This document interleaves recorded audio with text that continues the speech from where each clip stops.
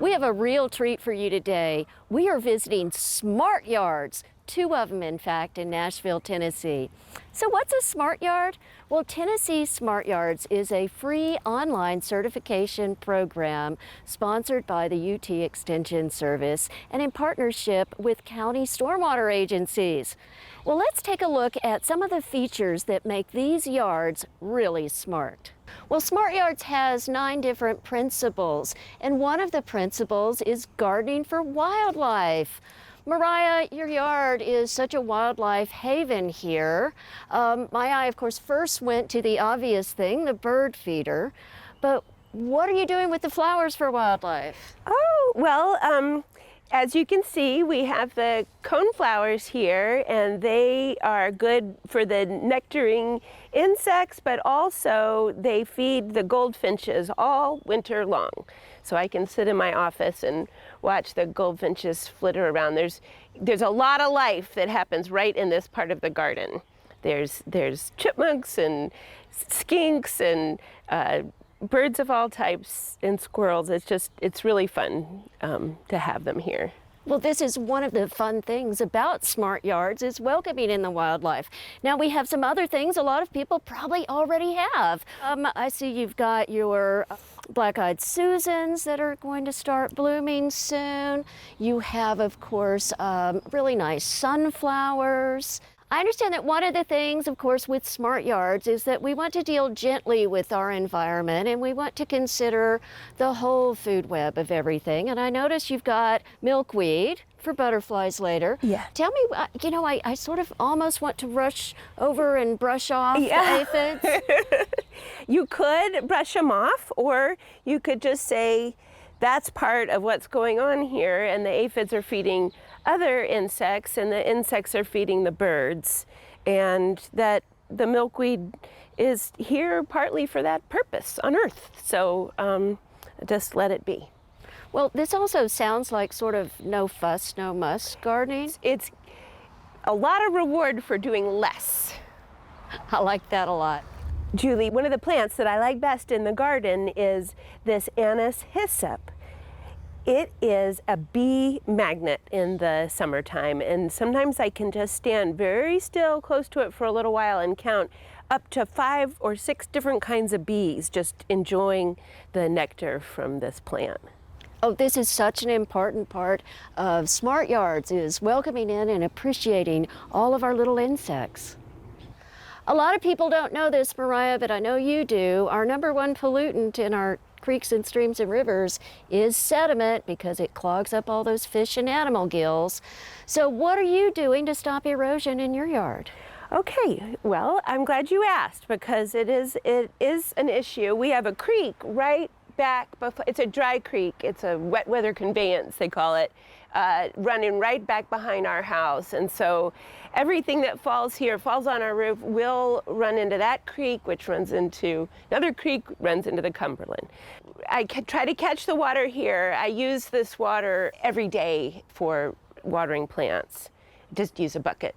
And then we have a garden here that sucks up rain, another garden, and then it's coming down here, right here. There was a whole bunch of those autoleucon laurels, and they got frozen in that frost a couple years ago. So what I did was, one survived, but I cut them, let the roots stay so the soil would stay, and then set up with rebar. You can see a piece here. I set up cross branches with the wood from the shrubs. And I see that you've got a lot of plants in here covering all the ground, which we really like, and all their roots are going to hold. We're expecting a lot of bloom out of this. It's zinnias and cosmos and celosia, all kinds of good flowering plants. We get the use of this sun on this hillside is just perfect for them.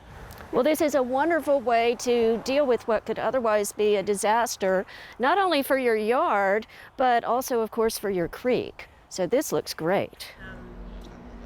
An important principle in Smartyards is to reduce, reuse, and recycle, and you are seriously reusing your landscape waste here. I love the way you've bordered your beds. Thank Thank you. Yeah, these are just pieces of logs from various tree trimmings we've had over the years. And if a tree comes down, then I know I've got a new bed because I got the logs. That's a great way to look at that, as a resource, not a problem. It's helping with your erosion. And then also I saw in the back where you have a nice leaf pile. Yes, I will blow the leaves off in the front and put them back here in a leaf pile. But in the backyard, I don't do anything with any of these leaves. I just use them. It's the landscape waste. They are making the soil for next year. So I love this new concept of leaving the leaves. Oh, well, It's once a again, rich it's easy. resource. Yeah, easy, right? No work. Also, I love the way that you're incorporating what some people might cut down, a snag tree, into your yard as garden art. Yeah, exactly. Well, I like to plant in those old whiskey barrels, and then you never know what they disintegrate, and you don't know what to do with the hoops. So I made a pretty orb and put it up in my snag. A snag being a word for a broken down tree that birds might be able to use in some way or another. Now, this beautiful continuation of the Smartyards is actually Smart Yard Part 2 that Fran is working on. So it's so nice to have neighbors doing this together. Hi, Fran. Hi, how are you today? I am great. Now, what I love about your yard, I mean, so many things, but one thing is the way you are really living out the principle of water conservation, and you've got these great rain barrels. Yes, Julie, I have a rain barrel like this on every corner of my house. It has a screen on the top so the mosquitoes can't get in. If we have a big rain and the barrel fills and there's water in the top, I have a mosquito dunk to be sure that I don't breed any mosquitoes. Well, that is a great tip, because I've also seen those little sticks and bags in all of your mini bird baths that you Yes. have around here. Anywhere I have water on a regular basis, I keep a dunk stick, and I try to keep anything that would catch water turned upside down. So a really neat thing about Smart Yards, it's really all about keeping water in your land to prevent runoff, because runoff can move all kinds of pollutants to our creeks and streams. Now, you, Fran, are doing a great job with this principle. Thank you.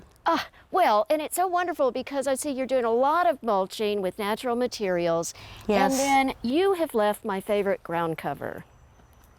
They're wild violets, native of course, and they help hold the soil together, keep the water in. It's, you know, it's one of those things that's so easy to miss and dig out, and now you're using it to such great effect. And they have the sweetest little violet blooms in the spring. Well, speaking of native plants, I understand you're a bit of a cautionary tale, so let's go look at what's happened and what you've done about it. Okay. Fran, this area is gorgeous. It's so nice and cool. It's relaxing. It's got just a really nice feel to it. Thank you. I planted this bamboo about 35 or 40 years ago against the advice of Mariah. I said, oh, I'll take care of it. And then I worked out of the country for 5 years, and it took over the yard. All of the beds that you see here used to be bamboo.